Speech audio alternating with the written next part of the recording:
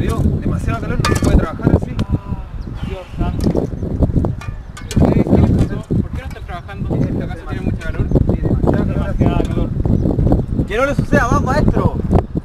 Aquí está el producto innovador de la empresa constructora líder en el mercado de productos innovadores para la comodidad del trabajador, empresa BDC S.A. Con el nuevo producto es un casco ventilador, tiene un dispositivo súper ingenioso, enciende automáticamente fácil, tiene un ventilador y una batería incluida, tiene una autonomía de duración de 8 horas, que es un turno completo del trabajador. Lo puede encontrar en el mercado muy fácilmente, que no le suceda más.